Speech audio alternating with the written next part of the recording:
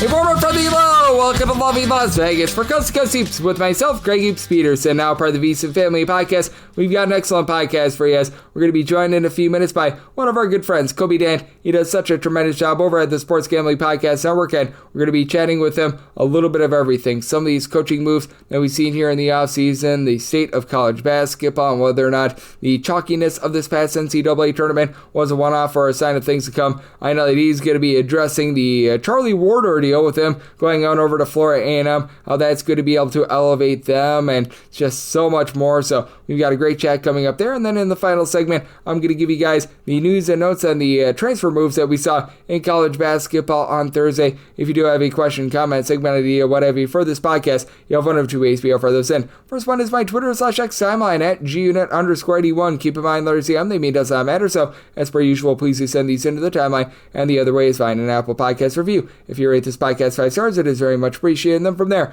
you're able to fire in whatever you'd like to hear on this podcast by that 5-star review. And please do send those in because I've been doing a lot of 2-part podcasts just because I have nothing to recap or anything like that in terms of like actual gameplay. And I do want to reserve this first segment for any questions that I'm able to delve in on, give you a little bit of a better answer to. So please do fire those in as everything on this podcast is brought to you by EdgeBoost. EdgeBoost is making sure that bettors are able to get access to their funds 24/7, 365 on leap years 366 because it is an account. It is not some sort of credit or anything like that. And when you go to edgeboost.bet and you type in the promo code of Greg, G-R-E-G, you're able to get a dollar for dollar match up to $25 on your first deposit. That is G-R-E-G over at edgeboost.bet. But let's waste no more time. Let's dive into it. Colby Dant, he does such great work over at the Sports Gambling Podcast Network. Taking a look at this great game that we all know and love of college basketball. I know that he and Ryan McIntyre do a great job with the show/podcast, the college experience, which you're able to find wherever you get this podcast. And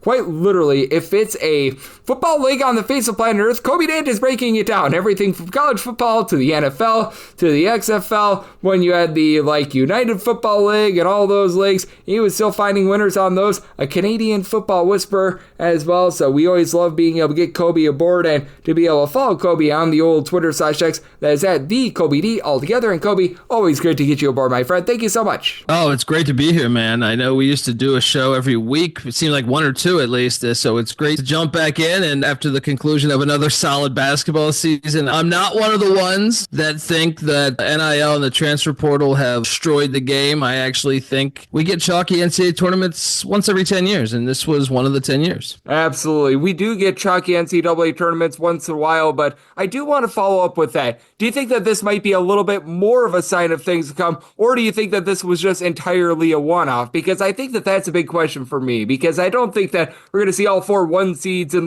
5 out of the 6 next NCAA tournaments or anything like that, but I do think that there might be a little bit of a landscape change right now in college basketball, especially with the SEC being here to stay. Oh, well, I do believe in that. I don't know why it took so long. That I always was puzzled that the SEC wouldn't go in on basketball. Just knowing that basketball is one of the only revenue sports, that actually makes money in college athletics. I've always been confused by their approach, but it seems like Greg Sankey or whoever has made it, and a lot of it has been done with coaching hires, whether it's Mark Byington, whether it's Lamont Paris, whether it's Dennis Gates, whether it's obviously Todd Golden, Bruce Pearl, Chris Beard. Those are all great coaching hires. Mark Pope, whereas I feel like they would phone it in a little bit decades past. But I will say this, I don't think this season's chalky tournament is a result of NIL and transfer portal. I don't. I believe, you can look at it, I think it was 2017 was super chalky. I think it was 2007 or 8 was super chalky. 94 was super chalky. These things happen. If anything, I think there's more good basketball players today than ever before. Another thing is I thought they did a terrible job seeding the bracket.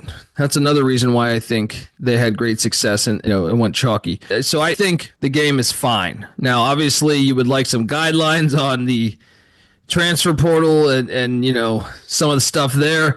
But a lot of people think Rome is burning. I don't think so.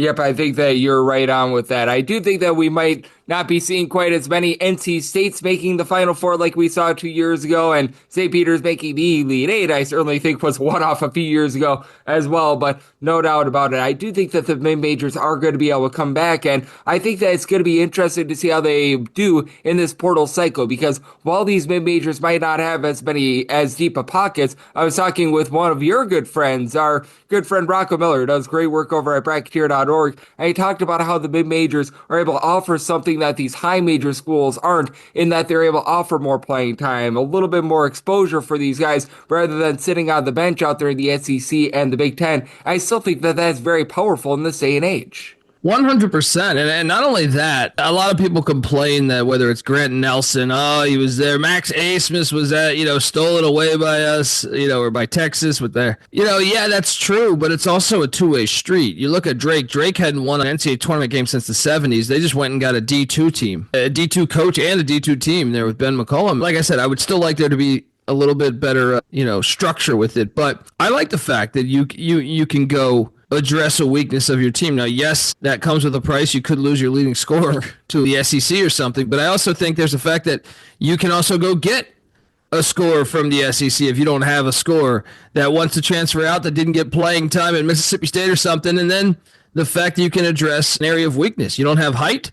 Before, you were stuck with that. Now you can say, guess what? I found this kid down there at Pacific. He's 6'10". We can roster him, give us a little bit of height. We can rebound better, because that was the one weakness before. I think it makes for more competitive basketball, despite what this NCAA tournament was this year. I think so as well. Colby Dant, who does great work over at the Sports Gambling Podcast Network on the College Experience, joining me right here on Coast to Coast Hoops. And I think it is going to be really interesting to see how these mid-majors are going to be able to go to work the next few seasons, because we've seen some of these mid-major leagues fall down a little bit. Seeing the Metro Atlantic not being as strong has been a little bit unfortunate, along with the Horizon League. But I feel like in this day and age, the Big West has been more powerful than ever before. How do you gauge some of these mid-major leagues that have fallen on some tough times, like the Horizon League, for example? Meanwhile, at the same time, the Big West and conferences like that being able to rise up and actually have more success than ever before. By the way, I love the Big West this year. It was one of my. I thought that was incredible.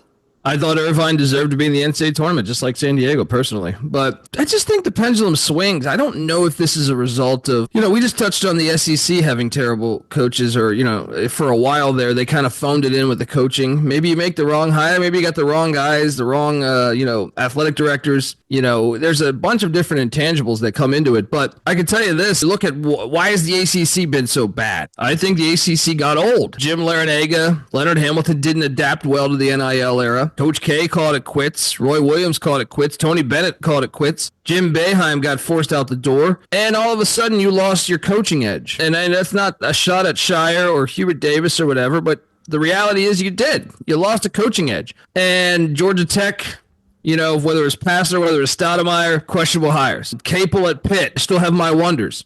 You can go team by team with this. Keats at NC State. Now, they hire Will Wade, but a lot of it just has to do with your athletic directors, your sitting ADs, and the guys you bring in. Because I've never seen the ACC so bad as this past year. And I grew up in ACC country when I was the premier conference in college hoops. Pendulum just swings. Sometimes you whiff on hires. I think that's probably what's happening in the Horizon League. But it was great to see the Big West. But once again, now we see the Big West. UC San Diego loses Eric Olin. They hired Allard, but how do they replace him? And will that team be, or will that conference be as deep and as elite as it was this year? It remains to be seen. They also lost Riverside's head coach, Mike McHale. To Fordham. So they're going to take hits left and right. I think, though, as long as the athletic directors, and that's one thing I will say, I think in this crazy college landscape, as someone that covers college baseball, college football, college basketball, it's a crazy time period. The TV execs are running a lot of the sport. That's why you have USC in the same conference as Rutgers. Or a bunch of other, Stanford in the ACC. We're at this point where I feel like all of a sudden, all these administrations, all these ADs, all these school presidents are realizing how important it is to field a winner in your revenue sports. And I highlight those three, and baseball barely makes any money, depending on the school, if you're SEC or something. But basketball and football drive the bus. They feed the ecosystem to college sports. So, I think before there was a lot of lazy hires, and I think you're waking up because you don't want to be the next Washington State or Oregon State. No shot at them. I love Wazoo.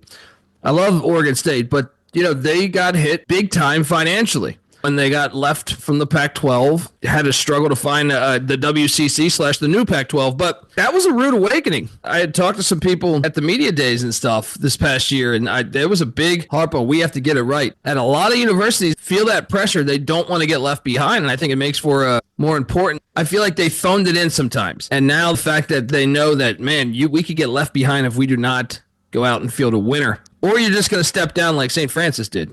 Made the NCAA tournament. Said, guess what? We're going D3. Yeah, which I thought was absolutely stunning, which that's going to be an interesting situation because I still go back to what we saw with Hartford a few seasons ago where they spent that 1 year as an independent after they made the NCAA tournament and they stepped down. And you always get strange scenarios there where everyone just pretty much jumps ship. We saw their coach and Rob Cribble literally decide to retire. And I think that he was in like his mid-40s, and I can't blame him when your school goes from Division I to Division III. And this landscape in general is very weird, Colby. So how do you go about the offseason and trying to gather what we're going to be able to get out of these teams for the upcoming season? Because we've seen so often that teams on paper that look great completely fizzle, and the exact opposite in the case of some teams that maybe aren't bringing in those 15-point per game scores. Yeah, I mean, it's harder to do our job more than ever. So, we've been doing the college experience, I think, for 8 years. It'll be the 9th season coming up. I feel like it was so much easier 6-7 years ago. You look at, returning production here.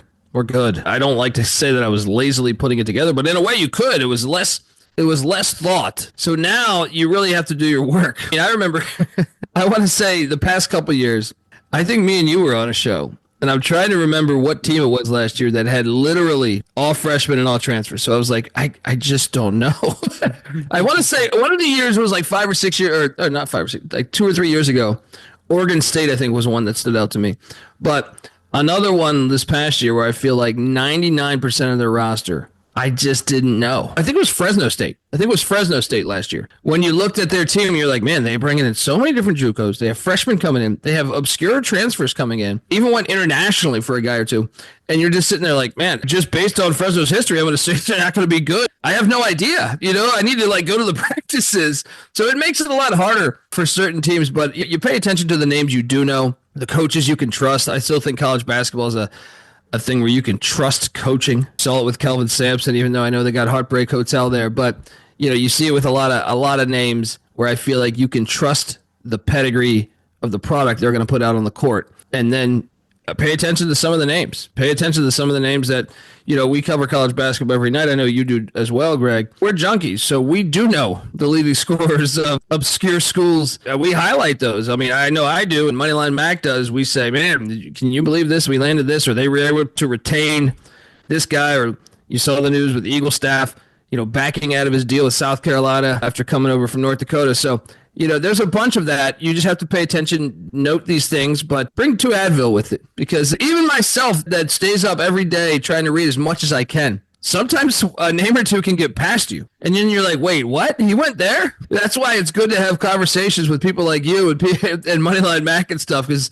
every once in a while you might miss a name. Oh, absolutely. I think that it's so critical to be taking a look at this day in and day out. And it is a case in college basketball where you get out what you put in, because it's just absolutely insane how many names we've got. Over 2,100 in the transfer portal right now. And Colby, something else I want to talk to you about is that I know you do a tremendous job of taking a look at the offseason, and these coaches at a little bit of a lower level. What have been some of the hires that have been standing out to you, whether that be to the positive or the negative? Because we've seen over 50 teams make a coaching change already, and I feel like many of them have done a good job, but I feel like there's a few that might be a little bit of a cut above the rest. Yeah, as far as ones I like, and I kind of hit on this with, can UC San Diego stay at that level that they've really never been before until this past year? But New Mexico loses Richard Pitino, who had done great things reviving that program. We all know the Pit has been one of the best college basketball venues in America. They had lost a little bit of their luster pre-Pitino, but now he's gone. He's at Xavier, which I am excited to see that. I'm more excited out of the two of what Eric Olin can do. I thought he was a great coach last year. They might have been the most impressive team to me in the country, despite just how fast they were D2 to D1 and the way they looked all year. So New Mexico lands Eric Olin. I did ESPN Albuquerque last week. They asked me about that, and I go, I actually think they upgraded. I don't say that as a shot at Richard Pitino. I've interviewed him. He's a great guy, and I think he's a good basketball coach. But I think Eric Olin, with what he did at UC San Diego, and the fact that Pitino ignited that fan base, so they got NIL going now, I think Eric Olin's going to be a slam dunk for the Lobos. No doubt. I think that you hit on something so big there because Eric Olin runs a unique style over there at UC San Diego. The fact that they generate so many turnovers, the fact that they play such good positionless basketball, and how important do you think that it is in this day and age that a team has a unique style? Because I noticed a team like a Merrimack out there in the, used to be NEC, now Metro Atlantic. They've had a lot of success. Stephen F. Austin way back in the day when they really had things rolling. They were such a good mid-major team as well. I always think that that's a secret sauce for so many of these teams that maybe they don't have the world's biggest budgets to be doing something that nobody else is. 100%. I do think that is a big thing in really any of the three sports. Really, if you can find ones that just know how to coach, know how to get the maximum of their rosters. See, Richie McKay does it all the time at Liberty. I feel like sometimes you're looking at the roster and you're like, man, I don't know how good they're going to be this year. Then you look and see 25 wins and you say, man, that guy can coach. Yeah, I think that's one that stands out to me. One I'm fascinated by is obviously, I think VCU's devastated that Ryan Odom left, son of Dave Odom. But obviously, Dave had spent a lot of time at UVA, so Ryan reconnected there. But, I'm very excited to see UVA this next year. But also, Phil Martelli Jr. coming in from Bryant, bringing his dad on the staff. I've been a fan of his dad for a long time when he was at St. Joe's with Marvin O'Connor, that Elite Eight run, obviously Delonte West and everything. But I'm just fascinated to see VCU with the Martellis at the helm. I kind of think they did the best thing they could do considering they've gotten hit with the coach. They're almost coach-proof. They're kind of like Utah State of the East. That's one that stood out to me that I thought, okay, I can buy into that as far as small schools, and they're not even that small of a school, but because they're kind of turned into a powerhouse. But another one is Eric Henderson at Drake. I thought losing McCollum was heartbreak. You only had him for 1 year. Eric Henderson's done a great job over the past couple of years there at the Jackrabbits. So landing him, those three stood out to me, I would say, from a mid-major point of view, probably more than anyone else. I could be forgetting one or two, but those three off the top of my head would be the ones that I really, really like for the mid-major ranks. Yep, I agree with you. Henderson and what he was able to do over at South Dakota State, I thought that was an incredible hire. Drake just seems to always get it right in general, just like somehow, some way, we always get it right on this podcast when we get you aboard, Colby, because you do such an amazing job taking a look at this great game of college basketball. As I mentioned, you do every form of football on the face of planet Earth so well as well. Love the good people at home know it's all on tap for you and how people can follow along on social media and other platforms. Yes, thank you, man. I appreciate that compliment. Yeah, I'm on Twitter at @TheColbyD. I host the college basketball experience, the college football experience, the college baseball experience, and the FCS college football experience. So check out all of those. Obviously, a Sports Gambling Podcast Network as well. And I'm bummed we didn't even get to talk Charlie Ward, new head coach as well. If you want to right now, you have the floor. I just hope he can coach football and basketball at the same time. I am excited, actually, about this hire. Now, obviously, they had a surprising season to me. It kind of came out of nowhere. They were kind of a darling of mine, ATS, I don't know, January, February. But from what I understand, they lacked resources. I don't know if that's 100% true. That's what I was told. But so they were not able to retain Prairie, who had an unbelievable season at Florida A&M, who was the worst program in the nation just a couple years ago. Them and Mississippi Valley State were battling for that. They weren't able to retain him, which is a huge blow for Florida A&M. I was bought. That dude can coach. But getting Charlie Ward, a guy that played in the NBA for a long time, I know Jeff Van Gundy thought it was an amazing hire. Van Gundy, he was once in the college ranks with Pitino. I think it's a home run. It's a name recognition. I think it's different than the Bibby hire. I think it actually might have a little more meat on the bone than the Bibby hire. The Bibby hire by Sac State has me like, I don't even know what to make of it because he hadn't coached in like 5 years. He could be the strength coach for the team, though.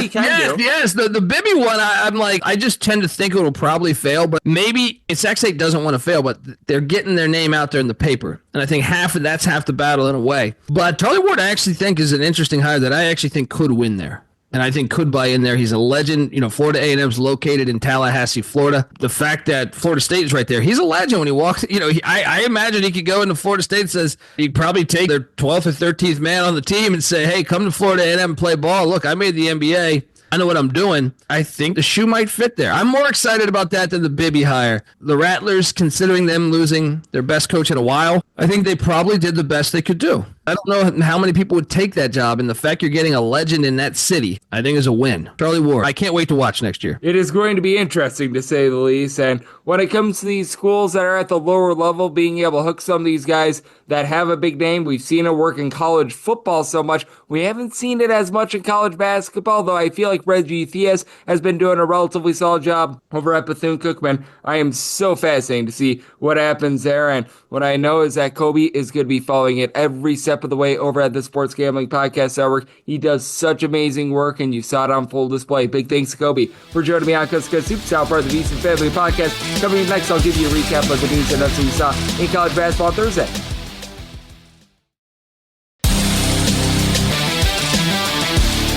And we're back here in lovely Las Vegas for Coast to Coast Hoops with myself, Greg Hoops Peterson, now part of the VSiN Family Podcast. It is always a pleasure to be joined by Colby Dant. He does such amazing work over at the Sports Gambling Podcast Network. Take a look at this amazing game that we all know and love of college basketball. Every single time he joins me, he lends such great insights. Did so once again today. So a big thanks, Colby, for joining me right here on Coast to Coast Hoops. And now it is that time of the podcast. I give you a recap of the news and notes that we've seen in college basketball over the last 24 hours. North of 2,200 guys in the transfer portal, so no shortage of things to get caught up on. As we saw Dylan Batty, he was over at Temple this last season. He was averaging about 3.5 points per contest. He has decided that he is going to be gone on over to Wichita State. For Wichita State, a team that's very much fallen short, to call it what it is, last few years. It's going to be very interesting to see if Paul Mills can finally get the ball rolling for this team, because they've got him coming in. Karan Boyd, who's a very rock-solid rebounder over at ETSU, along Keenan Giles. So they've got a nice little mix of guys. I do think that that's a nice pickup for them. I think that this is a pretty rock-solid pickup, as well as Xavier Brown. He was over at James Madison this past season, 10.5 points, 2.5 assists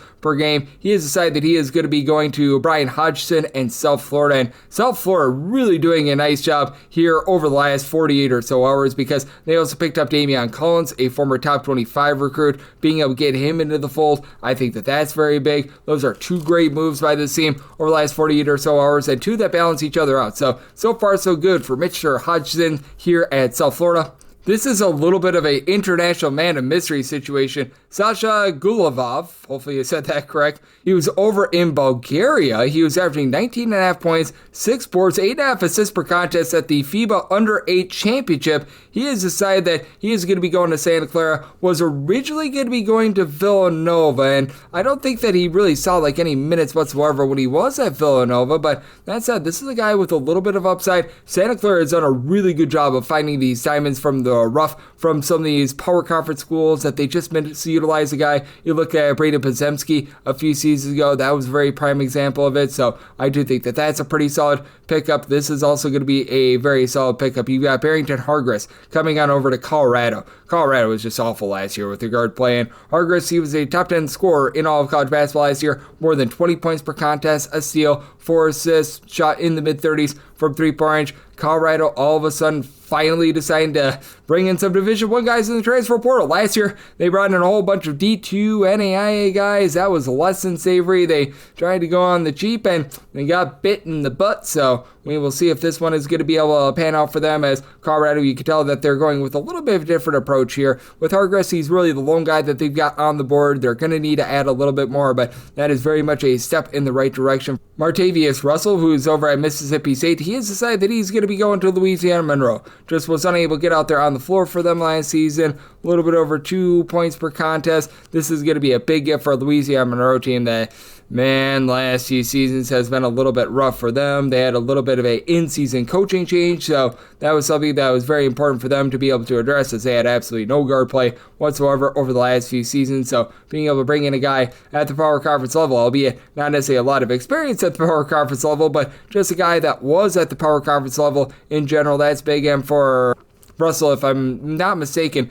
a guy that was relatively highly touted coming out of high school as well. So, lots of upside here. I do like this pickup for them. And I also do like this pickup as well. The fact that you've got Ace Tolbert deciding that he is going to be going to Gardner-Webb. He was part of St. Francis of Pennsylvania last season. Unfortunately, St. Francis of Pennsylvania going to be going down to the non-Division I level. Played just 5 games last season, was averaging 10 points per contest. In his last full season as a freshman, a little bit over 2 assists, shot 38% from 3, 8.5 points per game. It's a Gardner-Webb team that has been always built a little bit more on defense. We've seen a little bit of departure of that, but I do think that this is a solid pickup. They needed a little bit of improved guard play, and you should be able to deliver that. And Brody Robinson, you should be able to deliver for Oakland. He was over at UT Arlington this past season, averaging 9.5 points, 4.5 assists, shot 40% from 3 in Oakland. They really struggle with their three-point shooting last season. This just feels like a great get in general for Greg Campy's system, so I absolutely love that pickup for them. Daniel Freitag, who was rated out by 247 Sports as a top 125 recruit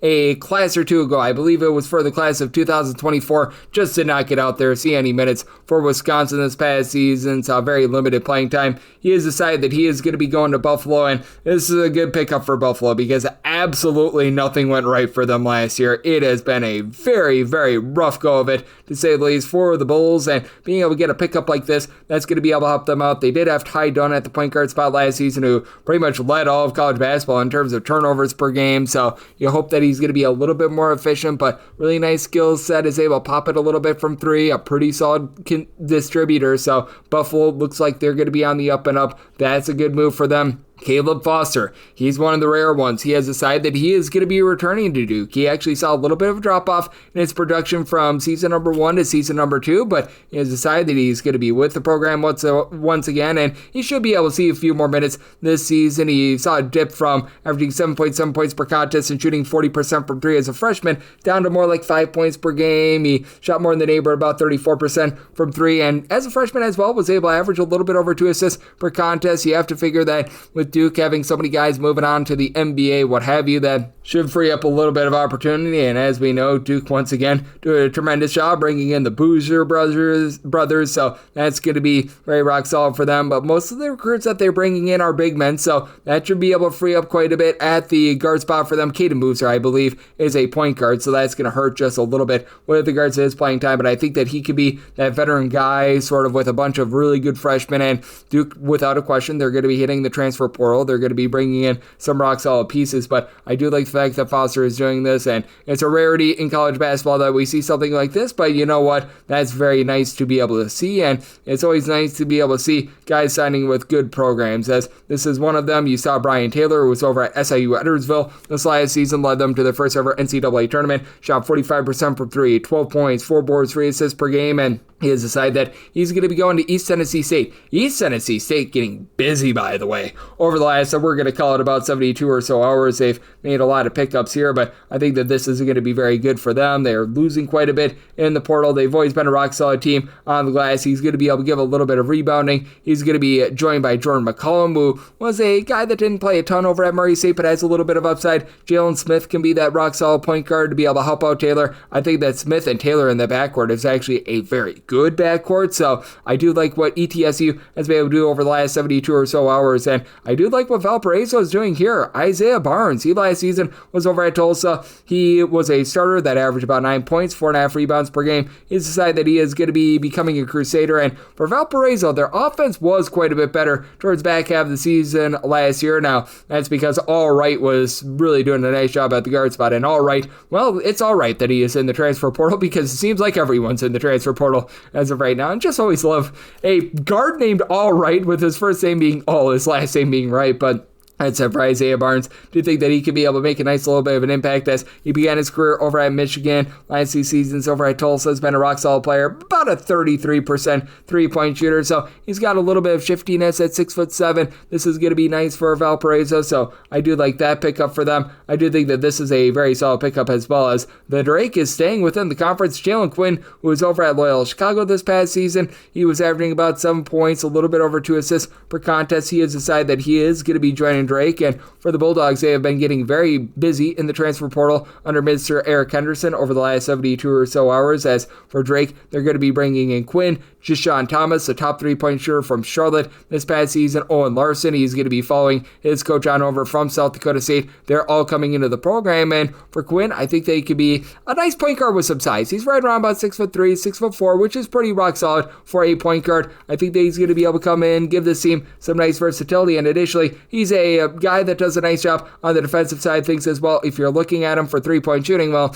you're about 27% three-point shooter. But with Drake, I do think that they are really building something nice. And even though they had a big L with regards to the coaching move in the offseason, being able to hire on Henderson to be able to help out with that, I think that that's going to be able to help them out quite a bit. We are seeing the Kevin Willard tree be able to extend as Braden Pierce. He was over at Maryland this last season, a 7-foot freshman that just could not get out there on the floor. He averaged 2.5 points, 2.5 rebounds per game in 5 games before his season was cut short due to injury. That's a big reason why you did see the lack of depth on the Maryland roster last season. He's going to be following his coach on over to Villanova. If you look at how Pierce was rated according to 247 Sports, he was a 3-star guy in the class of 2024. Not a guy that you thought of as like a top 100 guy or anything like that. So he's going to be more of a depth piece rather than anything else. That said, I do think that it's still nice to be able to bring in some of these guys that they know the system, they know how the coach is able to operate in general, and I do think that this is going to be helpful for them moving forward, and this is going to be helpful for St. Bonaventure. They bring in Braden Jackson, who was over at Buffalo this last season. He was averaging about 4 points per contest, so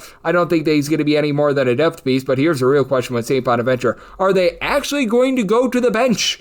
Because Dr. Mark Schmidt, he's a really good coach. He always gets the most out of his teams. He is unwilling to play any more than 5 guys, so bringing in a guy like Jackson, there's no guarantee that he's going to see any minutes whatsoever. Like, he's coming off of seeing about 9 minutes per game last season over at Buffalo. If he wasn't seeing minutes at Buffalo, what makes us think that he's going to be seeing minutes with the bodies? They did bring in Frank Mitchell as well from Minnesota. I remember when he was over at Canisius a few seasons ago, he was averaging a double-figure amount of rebounds. He should see some minutes, but I do think that that's the million-dollar question at this point, as Christian King, he hopes to be the king over at Montana State. He is going to be adding on over from Washington. With him, he's a 6'8" guy that last season saw a sparing amount of playing time when he was over at Washington, but he's a guy with a little bit of upside. If you take a look at the recruiting rankings of 247 Sports, he was rated as the number 6 prospect in the state of Washington, and for Montana State, they've done a pretty solid job of being able to hit the transfer portal, bring in some of these like diamond in the rough sort of guys. They don't necessarily have a ton of size, so this should be actually a little bit of a helper with regards to them on the glass, as this is a guy that stands right around about 6'7", 6'8", 200 plus pounds. So I think that he's going to be able to do a nice job cleaning up there, and was a 38.5% three-point shooter this past season, albeit it was on a small sample size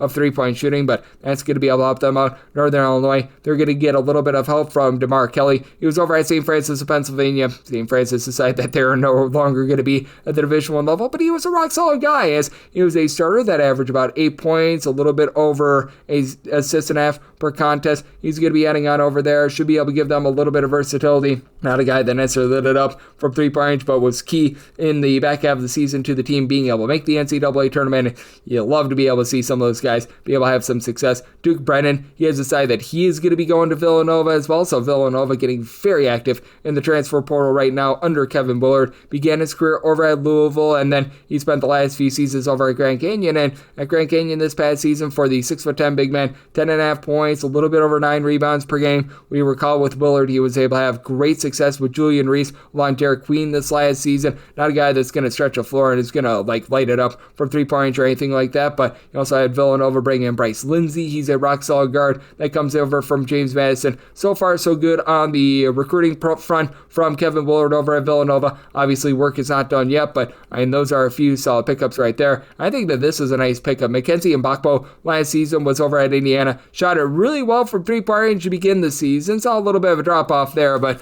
I don't necessarily blame him for that. I think that was just Indiana having $500 million Big Ben, and once again, not doing anything at the guard spot whatsoever. So he was playing a little bit out of position. I think that he's a little bit more natural in terms of his low post play. 12 points, 4.5 boards per contest over at Indiana last season. He's heading on over to Texas A&M, and I think that he has a good chance to be able to fit Bucky Ball because, as we know, with Bucky McMillan, loves to be able to play an up-tempo system, loves guys with good versatility, and Bakpo, I think, is going to be able to provide that. And we're noticing with Texas A&M, they've added quite a bit of size here in the transfer portal as well. So I do wonder if McMillan is going to perhaps deviate a little bit from what made him so successful over at Sam Amford as Zach Clements. He was a 6'10" big man over at Kansas. He's coming into the fold. Jakari Lane very much fits what Bucky McMillan is probably going to be wanting to do over at Texas A&M, but I think that this is something that is very curious to be watching out for. This is also curious as well. Noah Melson, he was over at Chattanooga this last year. He only averaged about 3 points per contest, but he has decided that he is going to be going to Fairleigh Dickinson. He should be able to see quite a few more minutes over there, and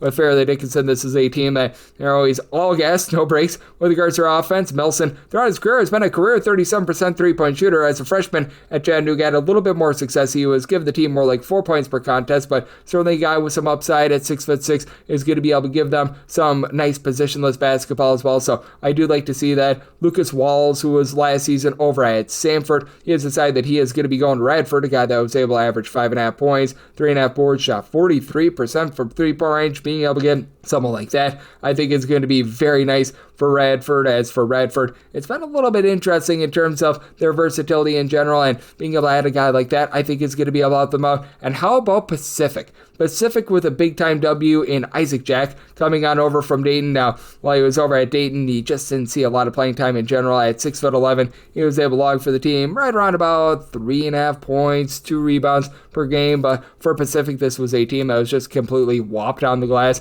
this past season, and he actually began his career over at Buffalo. And when he was over at Buffalo for the one season that he was, Jack was able to average as a true freshman about 5.5 points, 4 rebounds per contest. For Pacific, they certainly have a lot of work to do in the transfer portal, but Dave Smart is starting to be able to get things a little bit more online with his program. Was a very good coach out there in the country of Canada, and he's also bringing in Alexis Marmayoles from Lamar, who is a double-figure scorer for them. So they've got a big man, they've got a guard. Now we'll see what else they're going to be able to pick up moving forward, and I do think that this is a good pickup as Xavier. They are very, very active in the transfer portal right now. Isaiah Walker, who was over at Belmont this last season, he was able to log about 5.5 boards, nearly 11 points per game, a little bit over a steal per contest. He is going to be becoming a member of the X-Men, and with Mr. Richard Pitino, he's done a very good job of being able to just acquire so many different guys that are able to offer many, many different skill sets and are able to have good versatility. I like this pickup for them. They bring in All Right from Valparaiso, the man I was just talking about a few minutes ago. Being able to have someone like an Anthony Robinson is going to be able to help out as well. You've got a few guys like Jovan Masilovic coming over from New Mexico as well. So there's just a eclectic mix of different guys. Malik Moore, who comes on over from Montana. So I think it's going to be a very competitive team. Now, I don't know who that go-to guy is going to be for this bunch at this point, because obviously Isaiah Walker, not necessarily going to be that. You got a lot of good guys that form a whole is greater than some of his parts sort of team. So I think that that's going to be interesting to watch out for, but certainly do like the way that things are forming over there. And you have to like the way that things are forming for West Virginia as well. Chance Moore, who was able to give you more last season over at St. Bonaventure, 13 points, 6.5 boards, a little bit over a steal per contest. He has decided that he is going to be going to West Virginia. Now, Chance Moore, not necessarily a guy that does an amazing job of being able to shoot it from three-point range, and if I'm seeing a kryptonite right now with regards to West Virginia, it is the fact that they're bringing in a lot of guys that aren't necessarily going to be able to stroke it from three-point range, but I do think that everything is very much fitting the Russ Hodge sort of style, and I do think that with Hodge, he's going to be able to run exactly what he did at North Texas this past season, play good, sound defense, especially Chester Floyd and Brennan Laurenton coming over from North Texas to be able to form that. Harlan Obia, who comes over from UNC Wilmington, is going to be rock solid. You've got one good sharpshooter in Hunter Huff coming on over from Chattanooga, but do take a look at this West Virginia team. I think that they're going to be very slow, very defense-oriented, and this very much fits the style of Hodge, and quite frankly, that's exactly what they were last season as well under Mr. DeVries. So going to be very interesting to see how things form there. Going to be very interesting to see what we get out of Auburn this next season as well. Kevin Overton, he was over at Texas Tech when he was logging about 8 points, 7.5 rebounds per game. When he was at Drake, he was averaging about 11.5 points per game. So he actually took a leap up in competition and really didn't see too much of a drop-off in terms of his overall scoring. He has decided that he is going to be going to Auburn, and for Auburn, they've been able to do a nice job in the transfer portal. Their biggest pickup has been Keyshawn Hall to this point, but they've also been able to add some ancillary guards. They lose Chaz Baker Mazzara to the transfer portal, who I think he's on his 17th year of college basketball now, but you know what, with Overton, this guy is able to do a nice job of being able to stuff the stat sheet at 6'5", relatively nice versatility for his career. He's about a 34% three-point shooter, an asset on offense, an asset on defense. For Auburn, he's going to be able to do a nice job filling a role for the team. I don't know if he's going to see a whole gob ton of minutes, but at the same time, should be able to make a relatively nice impact, and this guy should be able to make a nice impact as well. Caden Bennett, he was over at Quinnipiac. He has decided that he is going to be going to Wyoming. He was able to log for Quinnipiac this last season, a little bit over 10 points per contest, 1.3 steals per game for Wyoming. They really didn't have much in the backcourt other than Obi of Jeem, so being able to have a little bit more, shall we say, depth is going to be big for them. For Bennett, took a nice stride from year number 1 to year number 2 and shot 34.5% from three-point in Wyoming. Outside of Jeem, they really had no three-point shooting whatsoever, so that'll be able to help them out.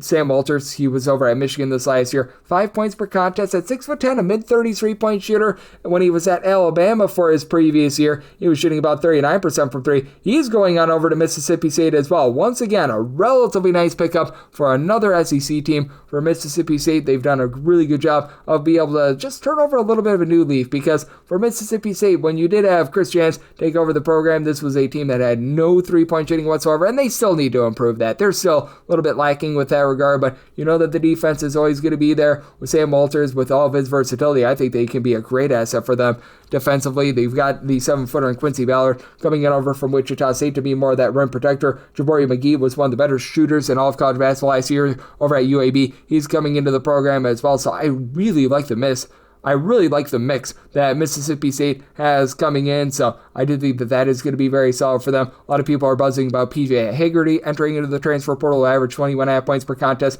over at Memphis this past season. Like I said, I'm going to be reporting on guys that are actually returning to school, because more often than not, these guys are actually just going to be entering into the transfer portal. There's more guys in the portal than are actually not in the transfer portal, so that's something that's going to be done on this podcast. And how about High Point? They just continue to get really good, rock-solid commits. Owen Aquino, who he was last year over at Old Liberty Bibberty, 8.5 points, 5.5 boards, 2 assists, block per contest at 6'8", did it all for the team. He's also now heading on over to High Point. And how about this with High Point? Even though they lose their coach from the previous season, they've done an amazing job of just being able to bring in a haul here in the transfer portal. Vincent Brady was a double-figure scorer, shot it well from three-point range over at Missouri State. They retained James Johnson from the previous year. Scotty Washington, who was very nice over at CSUN, Cal State Northridge. Jaden Young, who was over at Virginia Tech last season. Cameron Fletcher, who I still recall a few seasons ago, he was solid at Florida State. He's a former top 100 recruit. Like, all these guys at High Point is bringing in,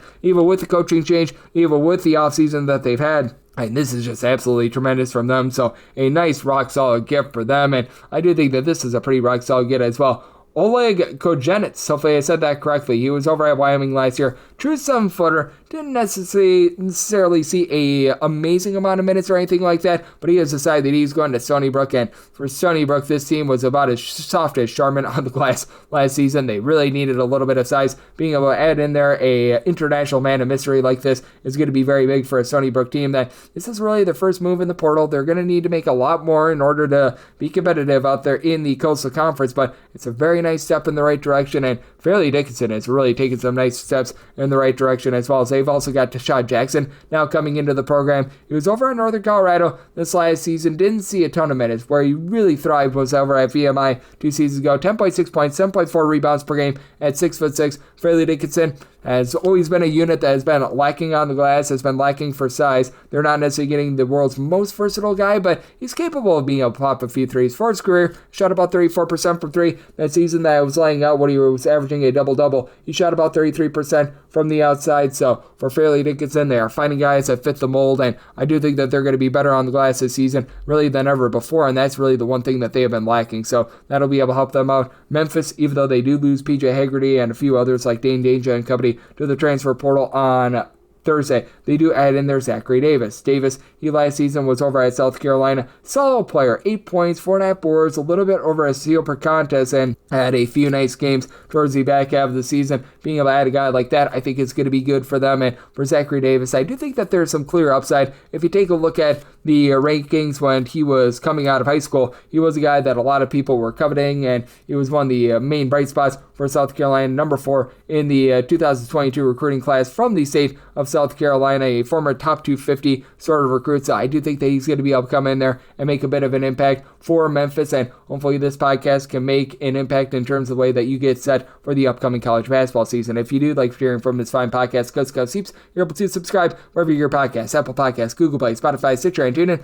If you have a question, comment, segment idea, what have you for this podcast, you have one of two ways we offer those in. First one is my Twitter/X timeline at gunit_81. Keep in mind, letters they mean does not matter, so as per usual, please do send these into the timeline, and the other way is find an Apple Podcast review. If you rate this podcast 5 stars, it is very much appreciated. From there, you're able to fire in whatever you'd like to hear on this podcast via that 5-star review, and a big thanks once again to Colby Dant, who does such great work over at the Sports Gambling Podcast Network, for joining me in the last segment, and I'll be with you guys every single day on this podcast, regular season and off season, so I'll be back with you once again tomorrow. Thank you.